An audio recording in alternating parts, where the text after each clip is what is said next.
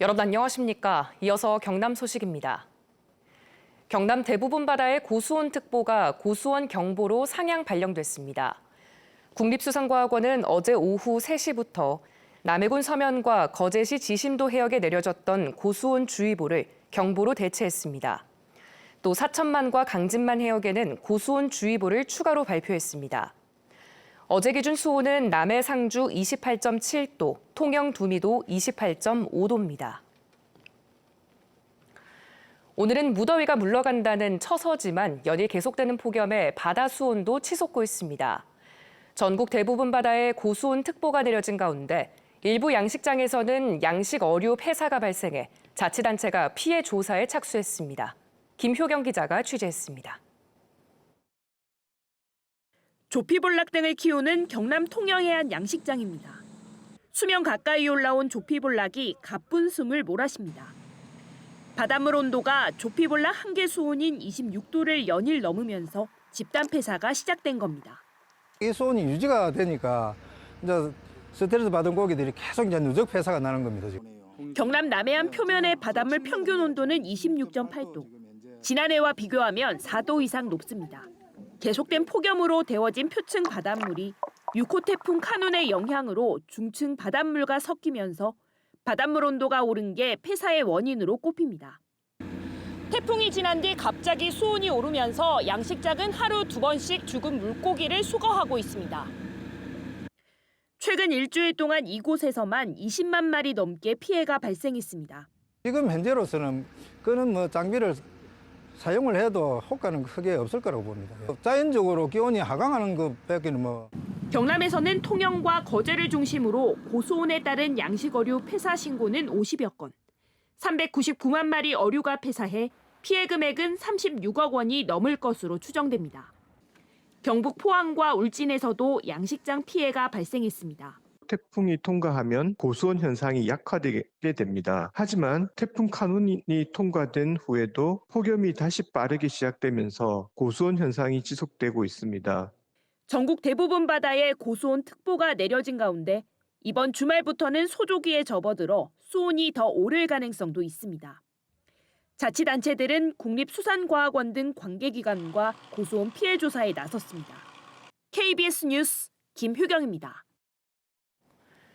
일본의 원전오염수 방류 소식에 경남의 최대 수산시장인 마산 어시장 상인들도 걱정이 더 커졌습니다. 당장 이번 주 수산물 소비 촉진을 기대하며 축제까지 준비했는데 소비 심리가 더 위축될 것이라는 불안감 때문입니다. 보도에 손원혁 기자입니다. 860개 점포가 밀집한 경남 최대의 수산시장인 마산 어시장입니다. 이틀 뒤 열리는 축제 펼침막이 곳곳에 걸립니다. 무대 공연과 전어 시식회 등 수산물 소비 촉진을 위해 상인들이 애써 직접 마련한 행사. 축제를 코앞에 두고 전해진 일본의 원전 오염수 방류 소식이 더 야속하기만 합니다. 참 저희들도 참 답답합니다. 이거는 우리 상인들 전체가 반대하는 것도 아니지만은 일단 국가에서 안전에 대해서 책임질 수 있다니. 원전 오염수 논쟁으로 이미 올해만 20에서 30% 소비 위축을 경험했다는 상인들. 걱정이 앞설 수밖에 없습니다. 지금도 걱정해요. 어떻게 걱정해요? 이제 다 먹었네, 이제 못 먹겠네, 뭘 먹고 살아야 되나, 이러면서. 그리고 우리가 더 걱정이야, 지금. 싱싱한 수산물을 찾아 어시장에 자주 오는 소비자도 일본 원전 오염수가 방류되면 소비가 줄 것으로 예상했습니다. 방류도 하기 전인데 거의 시장 안 나오거든요, 사람들. 차라리 안 먹을란다. 네. 그리고 이미 이전에 사재기해 놓은 사람들도 많아요. 오염수 방류가 당장 우리 수산물에까지 영향을 미친다고 생각하지 않지만 신경 쓰지 않을 수 없다고도 말합니다. 그냥 그저 먹을 것 같아요, 그래서 일단은. 그거는 안 먹을 수는 없잖아요, 그렇다고. 사기는 사는데 아무 부담스럽겠죠. 수산물 생산과 유통 단계, 해상에서 진행된 방사능 조사 분석은 경남에서 올해 970여 건, 수산물 안전성 홍보와 판촉 행사로 대응해온 경남 자치단체들은 정부 방침에 따른다고 할 뿐 추가적인 후속 대책은 아직 제시하지 못하고 있습니다. KBS 뉴스 손원혁입니다.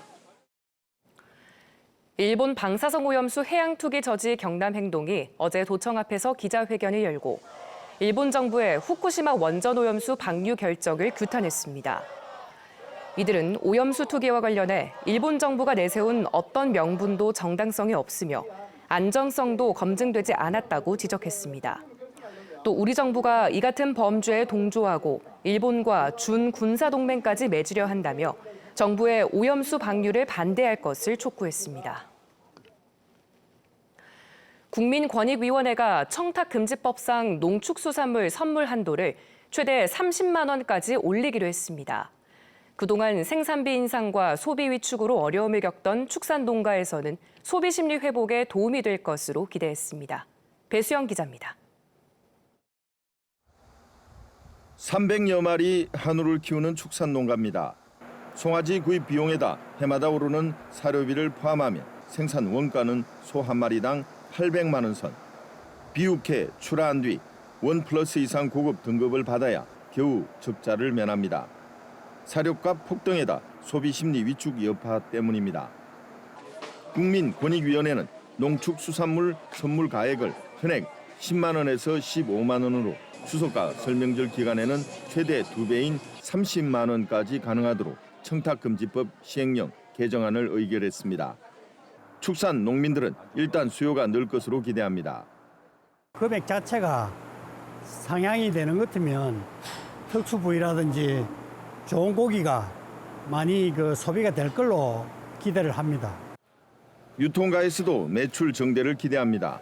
명절 선물용으로 구성되는 한우 선물 세트는 기존 상한액 15만 원으로 다양한 구성이 힘들었기 때문입니다. 선물 상한액이 확대되면서 대형마트 정육 판매장에서는 명절 선물 세트 매출이 30% 늘어날 것으로 전망합니다. 한우 선물 세트를 10만에서 30만까지 크게 늘릴 예정입니다. 예상 매출액은 전년 대비 30% 이상 늘 것으로 기대를 하고 있습니다. 또 표고버섯과 돔 등 고급 농축수산물도 수혜를 볼 것으로 기대됩니다. 다만 폭염과 태풍으로 사과, 배 등 일부 품목은 이미 가격이 오름세를 보이고 고가 선물 세트가 물가를 자극해 취약계층이 물가 인상의 피해를 볼 수 있다는 우려도 있습니다. KBS 뉴스 배수영입니다. 전국 농민회 부경연맹 등 8개 농민 관련 단체가 어제 창원 용지문화공원 인근에서 기자회견을 열고 지난해 외국산 농축산물 수입액이 역대 최대를 기록했다며 수입 농산물 증가에 대한 대책 마련을 촉구했습니다. 이들은 기후위기 속에서도 농작물 재보검이 적용이 안 돼 지급률이 예년보다 30% 이상 줄었으며 전체 2.7%에 불과한 농업 예산으로 농민 파산을 막을 수 없다며 예산을 늘릴 것을 정부에 촉구했습니다. 절기처서인 오늘은 비 소식이 있겠습니다. 현재 강한 비구름은 서해상에 머물고 있고요. 오늘 우리 지역은 내렸다 그쳤다를 반복하며 곳곳으로 소강 상태를 보이는 곳이 많겠습니다. 이번 비는 모레 아침까지 길게 이어지겠는데요. 예상되는 강수량은 내일까지 50에서 120mm, 많은 곳은 남해안과 지리산 부근에 최대 150mm 이상입니다. 특히 우리 지역은 오늘 밤 서부 지역을 시작으로 내일 밤까지 강하고 많은 비가 예상됩니다. 한편 오늘도 여전히 무더운 날씨는 계속되겠고요. 내일은 강한 비와 함께 기온이 잠시 주춤하겠지만 다시 예년 수준의 낮더위가 이어지겠습니다. 자세한 지역별 기온 살펴보겠습니다. 현재 기온 창원이 26도, 창녕이 23도를 보이고 있습니다. 한낮에는 창원이 32도, 밀양이 33도로 어제와 비슷하겠습니다. 서부 지역도 진주가 25도, 합천이 23도로 출발하는 아침이고요. 한낮에는 진주가 32도, 거창 31도 예상됩니다. 바다의 물결은 남해 동부 먼바다에서 최고 2m로 비교적 높게 일겠습니다. 이번 비는 모레 오전까지 길게 이어지겠습니다. 날씨였습니다. 어젯밤 9시 20분쯤 산청군 금서면 한 기업 연수원 숙소에서 불이 났습니다. 이 불로 관리자와 투숙객 등 5명이 연기 흡입으로 병원에 이송됐고 20여 명이 대피했습니다.